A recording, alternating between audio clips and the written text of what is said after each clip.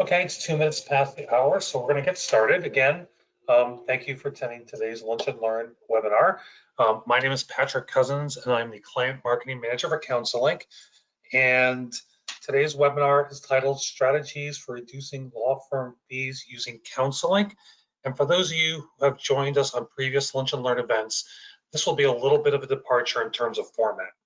While our previous webinars have primarily focused on CounselLink feature functionality, today's session will also incorporate strategic approaches to managing the business of law, especially as it relates to expense controls.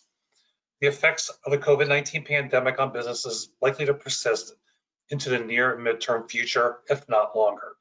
At best, the economic reality moving forward is uncertain, and it's incumbent upon businesses to seek out strategies that can deliver on expectations while lowering costs.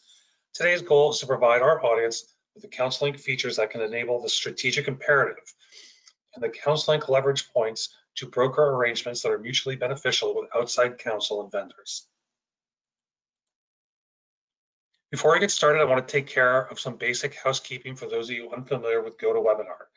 Should any of you experience audio or technical problems, this is typically a browser or operating system compatibility issue with GoToWebinar. However, today's event is being recorded, and all registrants will receive an email in a week or so with a link to the recorded event along with this PowerPoint presentation. So you won't miss out on any of the great information we'll be sharing today. On the left side of the screen, you'll see a graphic that looks like a traffic light. The arrow icon at the top allows you to collapse or expand the panel. You can see the expanded panel on the right side of your screen. This is where you can pose questions for our moderator. The second icon is for muting. The format we're using today keeps all participants muted, so the presenter can focus on the learning material. However, we do encourage that you engage us with questions through the questions chat feature and our polls. The third icon is for expanding or minimizing your screen, and the final icon, raise your hand, is to alert our moderator to any questions or concerns that you have. We have a CounselLink expert monitoring the chat and questions function, but with a high expected attendance today, keeping pace with the volume of questions might prove challenging. If your question is not answered during today's session, rest assured we'll be in touch as soon as possible to get you the answers you need. Be on the lookout for our poll questions. These are a great way to stay engaged and for us to get your feedback. If you encounter difficulties answering the poll questions, try minimizing your window. Also, on your control panel, look for the handout drop-down menu. If you click on this, you'll be able to directly download our PDF on COVID-19 discount recommendations. I mentioned earlier about our CounselLink experts, and today we have two of them to guide you through your learning. Our presenter today is Chris Sakunas. Chris has been with LexisNexis for over 20 years and is currently our Director of Strategic Consulting. Chris is a published author and lecturer on managing the business of law and is an expert in best practice advisement and performance metrics for the legal industry. Joining Chris today is Landon Bodley. Landon has been with LexisNexis for over 12 years and is currently a solutions consultant. In this capacity, Landon provides consultative support in utilizing CounselLink to maximize clients' efficiencies and improve day-to-day interactions with users and law firms from a matter management and legal billing perspective. Before I hand things off to Chris, I mentioned earlier that our format today will be different from previous Lunch and Learns. Chris will be introducing 5 topics and provide the strategic perspective behind them, and then hand things off to Landon for a hands-on demonstration of where and how to access these functionalities in CounselLink. At the end of each topic, we will present any questions that have been asked in the questions feature for that topic to our experts to address, along with poll questions for most of the areas that we're covering. As such, we'll be passing control of today's presentation back and forth between multiple people. And if things get a little choppy at times, we apologize in advance for the inconvenience. And with that, I will pass things over to Chris. Great. Thank you, Patrick, and good afternoon. Welcome everybody. Most legal departments are pressured to improve efficiency and reduce costs. And with the pandemic hurting the P&Ls of many organizations this year, we've heard from a lot of you that cost pressure is even greater now than it has been historically. which means that legal departments need to be nimble. They need to be more nimble than they've had to be in the past in order to find ways to save. And there are multiple ways that CounselLink can help you generate immediate savings and longer term savings. And we're going to show you 5 that we think you should consider. But selecting the right approach for you will depend on your circumstances, and we think that approach can help you now during these challenging times and into the future as well. So these are the 5 features that we are going to be discussing today. I think that several of them, many of you as existing CounselLink users are probably familiar with. Some of them we are sure that you are not familiar with because they are new. And also, while we're listing 5 here, it's not to say that there are only 5 ways that you could try to generate greater amounts of savings of outside counsel spending. There are others. We are focusing on these 5 because we believe that they can most efficiently and quickly give you the savings that you may be looking for. So as Patrick said, Landon's going to be demonstrating how each of these work. I'll be talking about the pros and cons and some best practices of each of them. So let's go ahead and jump in. The first one that we will be talking about is invoice level discretionary adjustments. So a scenario where this feature would apply in kind of today's environment, if you're looking for greater savings, would be if your general counsel, say, has been charged with reducing outside counsel spend by, pick your percentage, 10%, 20% this year, whatever it may be. And one strategy that you could adopt to help meet that goal would be to discount all of the invoices coming from all firms, perhaps some of the invoices that are coming from just a set of firms, or perhaps discounting invoices that are being generated related to certain matters that are kind of higher profile matters that generate a lot of spend, right? So how you choose to go about that, and which firms and which invoices you choose to discount really depends on what your strategy is. But the point is that they are invoice level adjustments, and I want to emphasize really throughout today's session how important it is that you communicate with all of your firms in advance that would be affected by doing something like this if you are going to implement this. So I'm going to go on and turn things over to my colleague Landon now, and he will be demonstrating how this works for those of you who are not familiar with making an invoice level adjustment. So Landon, turn it to you. Thank you, Chris, and good afternoon, everyone. To do the invoice level adjustment, discretionary discount or adjustment, these would be from invoices that the law firm has activated and are within your workflow for review, unapproved. Any user that owns the invoice within that particular step will see this adjust invoice button, both on your all tab and the summary tab. And it's easy as just clicking the button, choosing the level of discount you'd like to perform, whether it be all of the invoice fees and or expenses, and then be looking at this from which level. I could do it $1 if I wanted to do a flat rate discount, or most commonly, specifically in our situation we're discussing today, percentage would be the call out. And then you would simply save that discount. It would be recorded on your discount premium section, as well as your summary tab. And then if there was any need for editing, this can be done throughout the workflow. Again, once it's been approved, it cannot be adjusted anymore, but you could edit this with additional reviewers. So you could start out with the first reviewer putting an adjustment. If there was any need for it prior to its approval, you could edit that process. You can also delete it if for some reason it was added incorrectly. There's one good call out here. This is taking place in a normal step of a workflow, but if there is a need for a formal process of adjusting your invoice from a discretionary review, we could pretty easily add a new workflow step for a given workflow, so that you would have a user or group of users that would perform that invoice level adjustment for you in that process. Chris, back to you. Yeah, great. Thanks, Landon. Yeah, so and to be clear, what we're saying is that, you know, making the assumption that you have decided to move forward with this process of taking invoice level adjustments, and you've communicated it to your whoever is reviewing your invoices, right? And they need to know that this is an expectation that's been put on them. And I love the idea of potentially updating your workflow as a reminder that people need to do that. So let's talk a little bit about the pros and cons of using this approach of trying to generate a good amount of savings this year. And I'm going to start with the cons.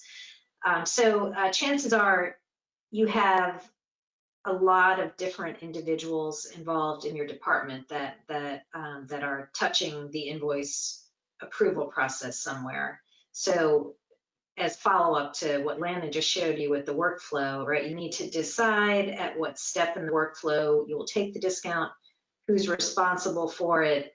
It is one more step that you are requiring of individuals in the process of approving an invoice. And then because this is not something that CounselLink is enforcing, right? This is a process change, really. We would suggest that you do some tracking to make sure that you are getting the results that you expect. You could do that by creating an audit report in order to make sure that the discount that you expect is being taken, identify where it's not.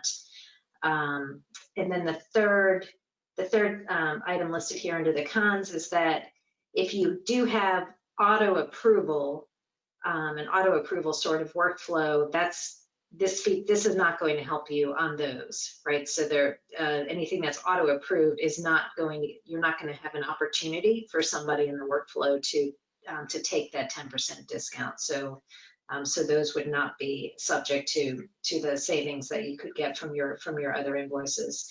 But on the positive side, okay, on the right, I mean, this is a very straightforward way to generate potentially very large savings amounts, depending on what sort of discount you are planning to take.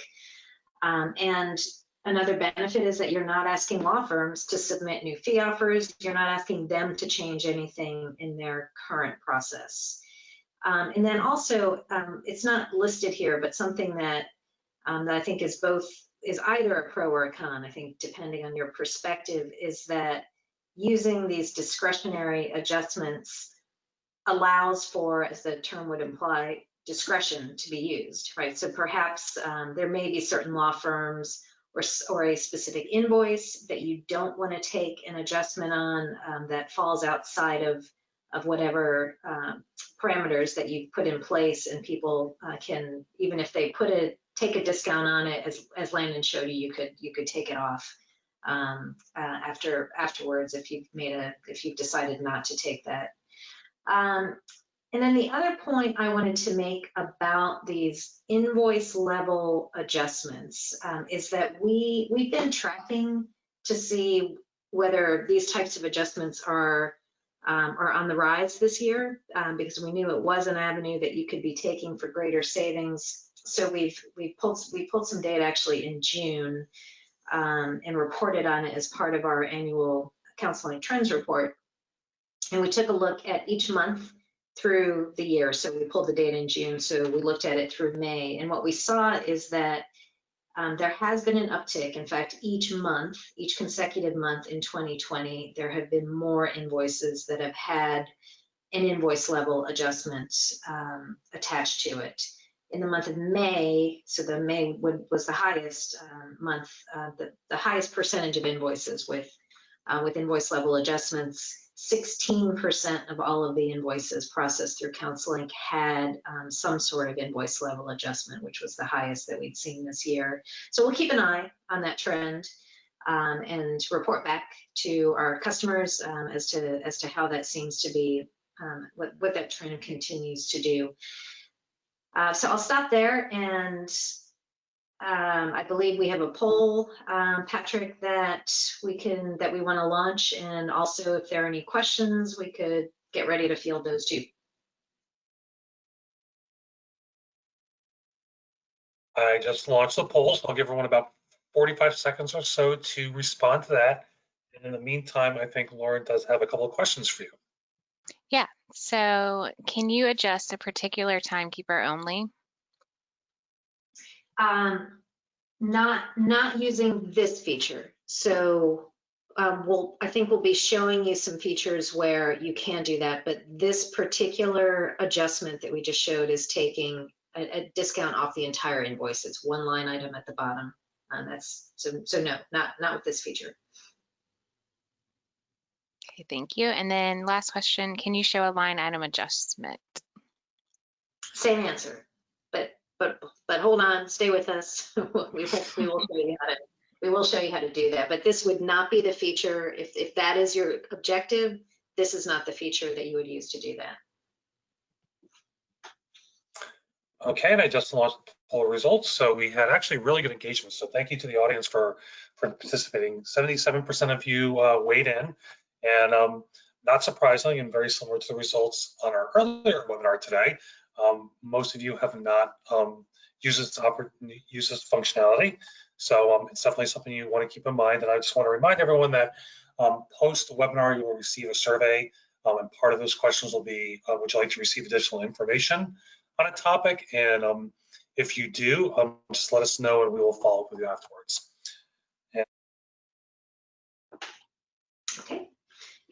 Okay, I'll keep moving on. So let me move on to the second feature that we wanted to touch on today, and that is a different sort of adjustment. It is the ability to take a percentage adjustment on an invoice, but in this case, it's for all invoices, all law firms. So in other words, it's a very, very easy way to take a blanket discount on any invoice that is being submitted to you through CounselLink. It is a fee level, not an expense level adjustment. Just to clarify that point. And I think I'm actually ready to hand it over to Landon to show you how this feature works. Thank you, Chris. So the configuration you're looking at here on my screen is a corporate level configuration. And for clarity's sake, this means that if you have any segregation with divisions and or offices, this configuration would affect all of those divisions and offices. To set up the configuration, it needs to be turned on. You could do that via request through customer care team or your support team. You apply a percentage that you want discounted off of the fees, and then you put a cap. A cap is required for how much you want to do of this. If you would like to do $1 million worth, you want to do $100 worth, but we would need a setting and it will go up to, adjust up to that particular value. Once that configuration is on, when the invoice goes through, this is a last step process of adjustment. Meaning if you have other adjustments, discounts, prompt pay discounts, etc., this would be an addition at the very last moment. So it's recommended that you do not have any other discounts in play if you desire to turn this configuration on. Once it does adjust on the approval, it shows up in your discount premium section, which is viewable by your law firms as well as you as reviewers. The description and the adjustment type are as they are and are not editable, but this is how it would look on an invoice after that invoice has been approved. Chris, back to you. Great, thank you, Landon. So, and while I think it is important that you know that you could in fact be double discounting if you are using prompt pay or you have some other sort of discount agreement in place, and probably removing them does make sense. I mean, it may be that you're okay with that, right? Like that's fine. You'll take the discount that you already have and have another 10% hit or whatever it may be. But our guidance is to be aware of the fact that there that you could end up, in effect, discounting twice, depending on what sort of agreements that you already have. So the only potential downside to this approach is that it is truly a no exceptions policy, right? Every invoice from every law firm is going to get whatever that discount is that you set up. You can't use different discount percentages for different firms.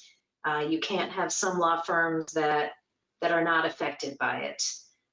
So while, I mean, that there's a potentially that's a con, because you might want to be able to use that discretion. We think, though, on the flip side, that it's also one of the pros of this feature. Right? It's going to help you maximize savings. And if you really need to get 10% or whatever your percentage savings is, this is a way to really kind of guarantee, well, probably not a good word to use, but virtually guarantee that you get it. But clearly, you also have to keep in mind with this and many of the other things that we're talking about today, you have to consider the relationships that you have with your firms, and whether that blanket discount approach might result in damage to those relationships has to be part of what you end up weighing as you think about whether this would be a good feature for you to use. And then as Landon demonstrated, right, this is absolutely the easiest feature that you could implement. You don't have to do anything other than pick up the phone and contact customer support or your account manager and say, I want to use that discretionary adjustment feature that's going to affect all of my firms. You don't have the ability to set that configuration yourself, but a phone call is all that you need to do in order to make that happen. We don't have a poll related to this because it's actually a new feature, so we know none of you have used it. However, I did want to check and see if we have any questions related to this one that have come in yet. No, right now we do not have any new questions. But we want to encourage you to ask all your questions, please, and you can do it on the right side, in the panel on the right side under the question option. Yeah, and we'll come back at the end if you end up submitting a question about any feature that we didn't cover while we talked about it. We will, as long as we have time, we'll pick it up at the end. All right, so then I'll move on. I'm going to move on to the third item that was on our list. And this, again, is another relatively new feature. It launched a little bit earlier this year.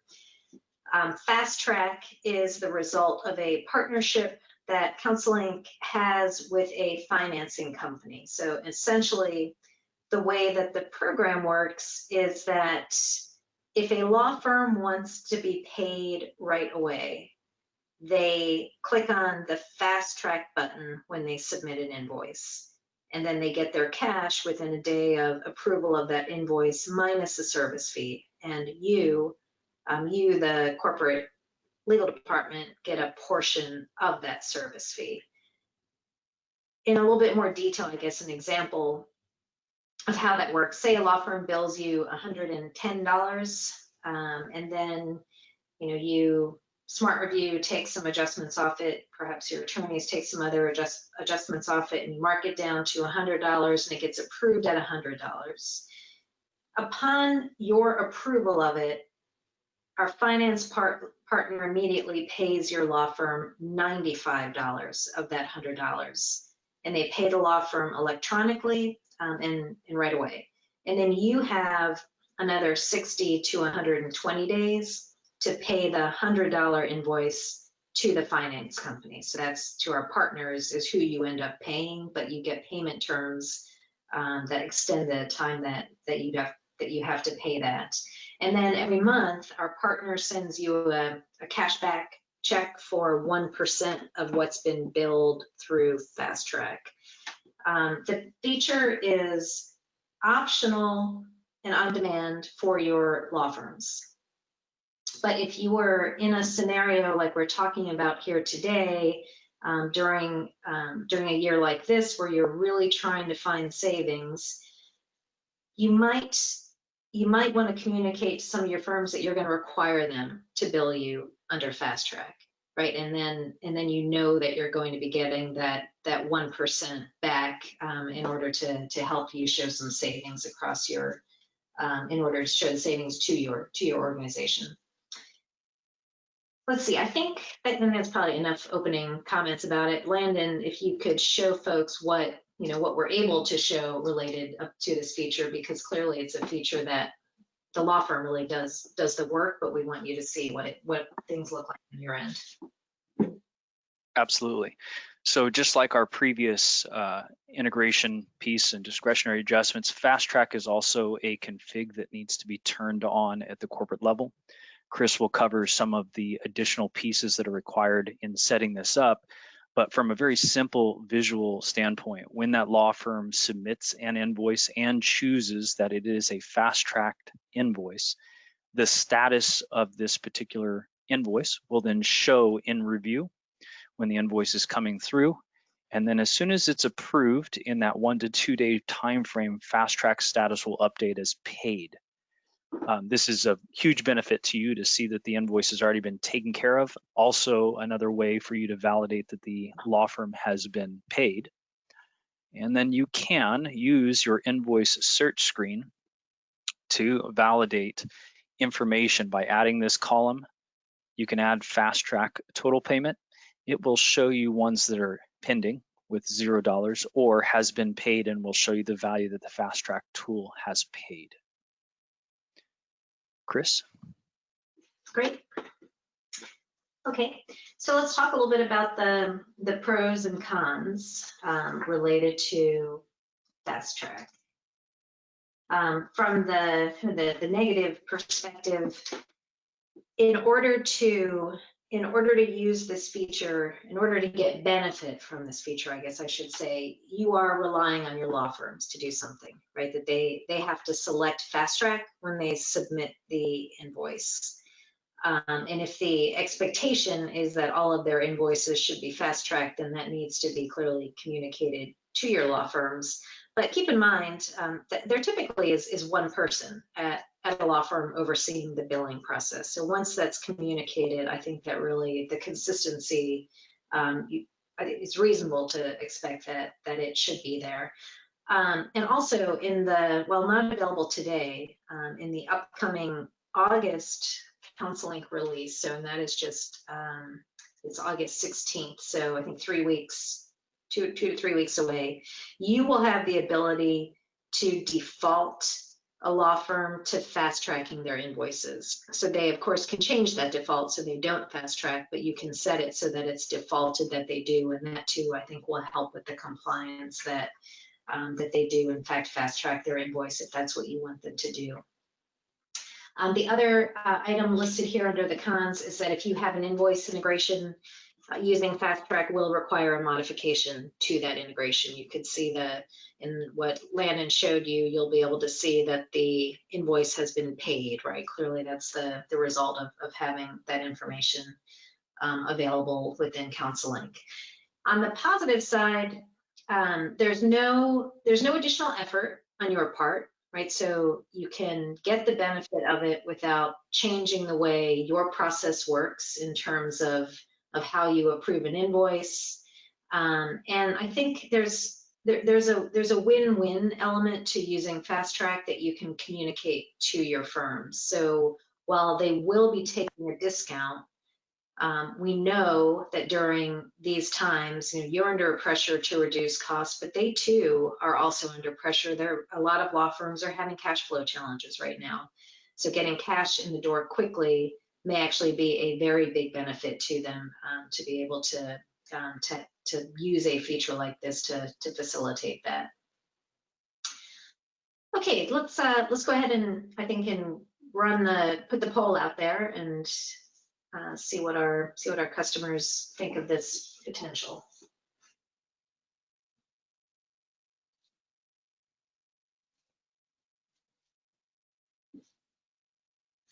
And if there are any questions that have come in, happy to field those at this time or later.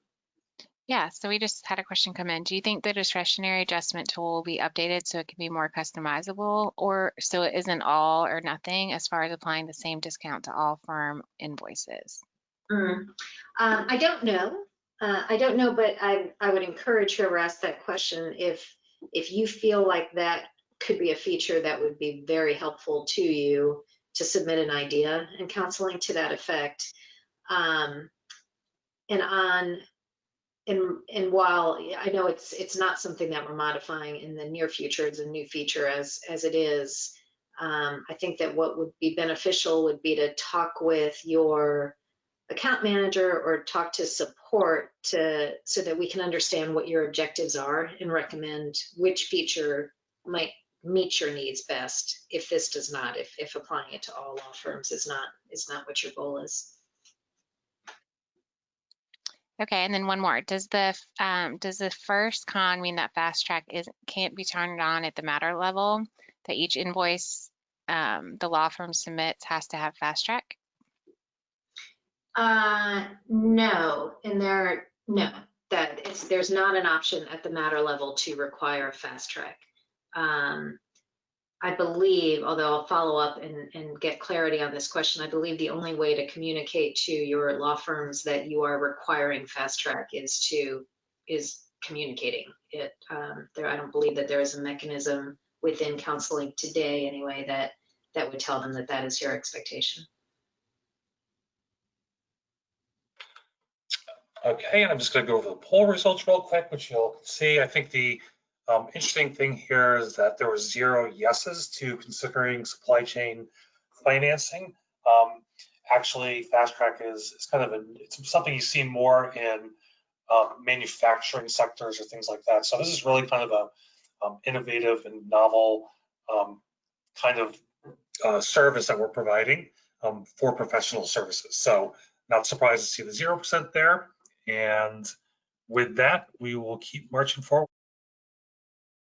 Okay, great. So let's move on to talking about prompt pay.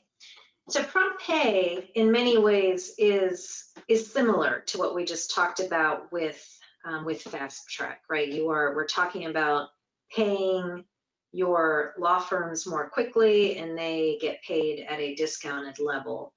But the primary difference is that you don't get the advantage of those 60 to 120 day terms that we talked, that you do have with fast track. But having said that, what we are suggesting here, and the reason that we have brought prompt pay as a option for you to consider, is that we're really suggesting that you think about using the prompt pay feature in a much more broad sense than just for prompt pay, so that you can actually affect a potentially very large discount regardless of when the invoice is paid, whether it's promptly paid or not. So this enables you to set up a discount only for particular firms. So that question has come up. So this might be a better option that you've decided are the ones that you want to target as part of your strategy to save some money. And then it also, a benefit of it is that it doesn't require the law firms to submit anything in order to make that happen. So let's go ahead and show you, for those of you, I think many of you may already be familiar with how prompt pay works, but for those of you who are not using it, Landon is definitely the right person to give you the tour. Thank you. So from your fees tab, anybody who can work with the fees setup and management of those fees, you can create a discount, which is the management of the prompt pay discount. And you would follow the prompts to get to this setup. Now, customarily, it's set up, they have intervals that are 30, 60, whatever, but Chris was making a reference, in fact, of using this tool to set out a further date and allowing the application of a percentage across that particular time period. So in this example, 365 days. The benefit of this being able to apply the discount is that it will clearly call out what that discount description is. You can also configure account payable processing time, although it's not that imperative in this particular scenario. And it floats any which way you would like, fees or expenses or fees and expenses. When you do add a prompt pay discount, there are some very valuable pieces to this feature. One is when you are reviewing each invoice, the prompt pay expiration dates remain within the invoice. It also tells you how long before you have to accomplish that discount. The discount is also recorded within the discount section, clearly calling out what is being applied and adjusted. Another very valuable piece that a lot of our customers do use is you have the prompt pay expiration date, again added by your column selector, but you could sort invoices based upon this particular expiration date, allowing for a very seamless and organized process of your invoices from your internal legal review teams. Chris, back to you. Great, fantastic. All right, so on to talking about some of the pros and cons related to prompt pay. So the first item that we list under cons is the moderately high level of effort. So depending on how many law firms you want to affect, right? So we're in this case, the effort falls on you to update potentially a large number of fee offers. And then secondly, if you were previously using prompt pay discounts and it was important for you to track how much you really were saving from true prompt pay, if you're using it the way that we are suggesting you could, right, that it's not really prompt, that you're basically affecting a discount for that law firm kind of whenever you do decide to pay them, those discounts are going to be part of your prompt pay discounts and any reporting that you do for CounselLink. Now, as Landon demonstrated, you could name that discount and it can help to be able to strip it out as not truly prompt pay. But if you're concerned about your data being muddied, it does potentially will cause some of that to happen. And then there is discretion to remove a prompt pay discount. So you can have it set up and the system would take it, but you have the ability to remove it. So that could result in you're not getting the savings that you intended by setting that agreement up on your fee offer. But on the other hand, as I've said with I think probably all of these features that we've talked about, that might be a positive too. So we have it listed in both columns, right? Perhaps having that discretion is a good thing, and it's important for you to be able to exercise discretion when it relates to these sorts of discounts. And then the other positives on the right-hand side, you're in control of this. So you don't need the law firms to do anything different. They don't have to submit their invoices in any different sort of way. If it's set up on the fee offer, CounselLink will make that happen, and they don't have to change anything in their process. And then if you need to pivot, if you want to change the discount, if you want to remove it, very easy for you to do that. Again, perhaps a level of effort associated with it and going back to the fee offers and making any changes on them. But it is something that is straightforward for you to do. So I think that's all my comments about prompt pay. I know we have a poll, and I guess any questions that have come through related to this or the other features. No, there are no current questions. Okay. Yeah, and I guess I'm not terribly surprised. I mean, this is not a new feature. Prompt pay has been here, so I think many of you have chosen to use it or not. It looks like in the case, well, you haven't chosen to use it for these sorts of purposes, but hopefully you've all evaluated it and made a decision based on your strategy.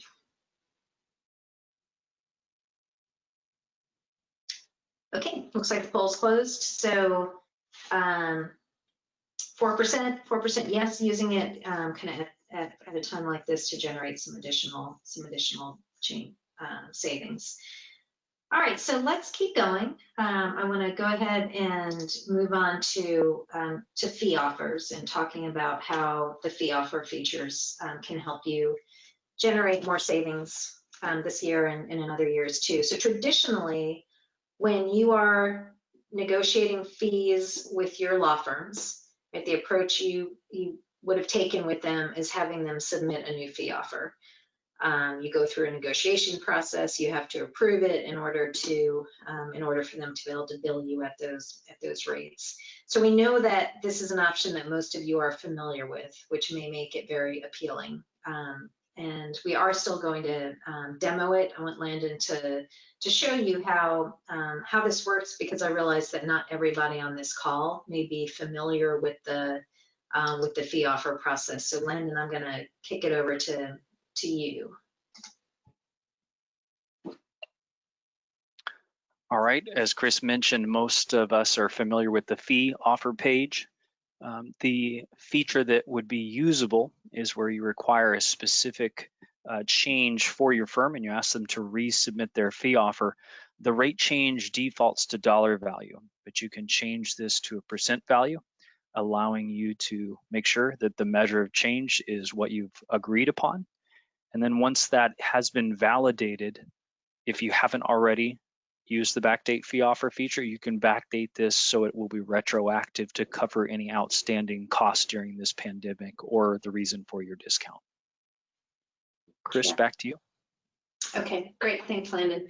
Yeah, and you know, I think it's important to point out as we think about using this feature that in order to make this most efficient, that you would want to communicate that expectation. You would do the analysis up front to decide what your expectation of a decreased rate would be from your law firms. And maybe it's a blanket percentage, or maybe it would be specific to the law firm, what you communicate to them so that you can validate that. Otherwise, I think that the process ends up, you could get caught up in a lot of time-consuming negotiations if you're not clear as to what your expectations are. And so, and following on that, the cons associated with going down this path fundamentally are all about level of effort, right? So there's level of effort required by the law firms to resubmit their fee offers and by you. And we recognize that many of you have already approved new fee offers in 2020, right? You've already gone through that effort. So you're asking your law firms and your people to go through that process again. And then keep in mind with that the last bullet item here on the left-hand side, that new fee offers apply to your new matters going forward. You'd have to engage with support to have any matters that are in flight stamped with that new fee offer in order to maximize those savings.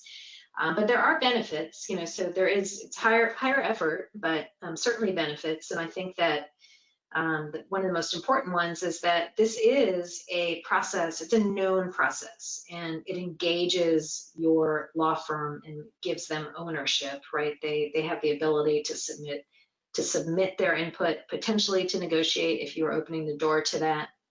And I think it just might be helpful to relationships to make them part of the process, as opposed to saying, we are going to discount your bills by 10%. And then, of course, the other benefit is that there is a rule that it's easy to enforce. If you approve new rates, those rates will absolutely be enforced by the rate rule, unless your invoice reviewers override it. I think that's it here. So I believe we do have a poll for this one if we want to launch the last poll, and then we do have a few more things to talk about after this item too. Any questions come in?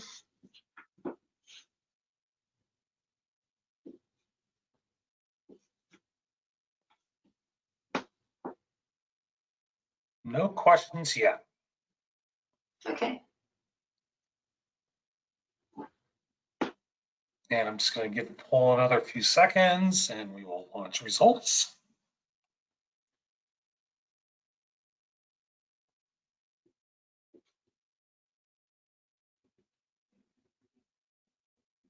Okay. Yep.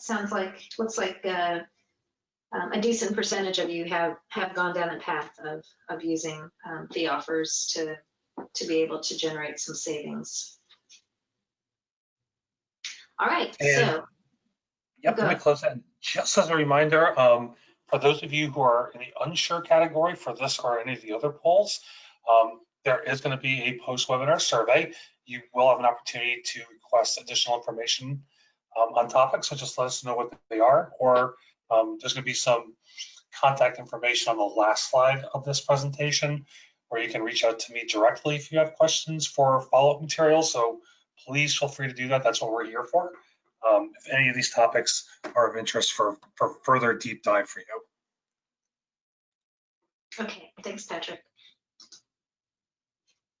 Okay, there's one additional item that we wanted to touch on today, and we didn't include it in the list of features because technically it's not available yet and Landon can't demo it. But within just a couple weeks, so with that release that's scheduled for mid-August, there will be a new Smart Review rule available to you that you could also use that to generate some cost savings depending on what your strategy is and what your specific needs are. So it's another form of an adjustment that you would use the rule is what would cause the adjustment to occur, but this one occurs at the charge level. So I think there was a question earlier about that. So every charge could be adjusted by whatever percentage that you set. And as with some of the other things we showed you, you could choose to take that adjustment for fees, expenses, or the combination of the two. So it's whichever kind of level that you want to take it. So it's different than that invoice level adjustment that we started off showing you, because in this case, each charge line could end up being adjusted on that invoice. And the advantages of that are that since it is applied to each charge line, you could modify a given charge line but leave the other ones in place depending on what your goals are. And then also, since it can be enabled on specific rule sets, you could and not on others, you might just apply that rule set to certain matters where you're trying to take a discount. So I think somebody asked a question earlier about that as well. So this might be a good way to affect a discount taking place on specific matters. Okay. So I wanted to touch on that. So, and look for that August 16th, I believe is the date. So if that caught your attention, it won't be long before you'll be able to add that to your rule set. That's something that you would do by working with support as well to modify your rule sets, but that rule number is rule R4A, and you'll also see reference to that in the release notes as the release comes out. So a few things that I wanted to talk about kind of as we wrap up our webinar. Really, we can't emphasize enough how important communication is, regardless of which of these or other features you use in order to cause some discounts to happen on your bills. So that good communication with law firms is essential to both helping you save the money during this time, but you're also trying to preserve relationships. And I know I've talked about that a few times, but I think you just cannot forget that your law firms are also under financial pressure. And you also, in terms of communication, in addition to communicating with your law firms, need to make sure that you're communicating internally as clearly as possible so that people are aware of the expectations that you have set. And then some other things just to think about is if you're considering taking one of these courses of action or another one, none of us has a crystal ball to know when this pandemic will be over, but you should consider whether you're thinking of COVID-related discounts as a temporary measure that you're taking now, but you're thinking that you will change down the road, or if you're thinking that this entirely resets the baseline that will affect your future rate negotiations, right? So that, for instance, if you think it's more of a temporary measure that you're taking, we'd suggest that using the fee offer submission process is probably not going to be the most effective way to achieve your goals, because then you're going to have them resubmit new fee offers when you're ready to go back to the rates that they had. And then another thing that I would suggest that you think about is is whether you are planning to get savings across all of your law firms, all your invoices, what exceptions might you be willing to take? And keep in mind that for 2/3 of CounselLink clients, it's something we benchmark every year, 2/3 of CounselLink clients have 10 firms or fewer, accounting for 80% of their outside counsel spend. So focusing first on those firms, or focusing just entirely on those firms that are handling the highest volumes of work for you, really could generate the most savings. So keep that in mind. And I know we've given you a lot to consider. If you need guidance to determine the best path forward for you, please reference the document that's in the handout section. It has more detail about these options that we covered today in the webinar, but also reach out to support, reach out to your account manager, and we are here to guide you to help you meet your goals. So with that, Patrick, I think you probably have some closing comments too. I do. Thank you, Chris. That was really, really informative. And Landon, I hope everyone enjoyed today's presentation. And Chris, if you could flip it to the final slide, that's going to have my contact information on there. So feel free to reach out to me directly. As I mentioned at the beginning of our broadcast today, there will be an email coming out to the group within a week that will have a link to the recording of this presentation, along with the presentation itself. So be looking for that in your inbox soon. And we are wrapping up a little bit early today, so we're going to give you a few minutes back to your busy day.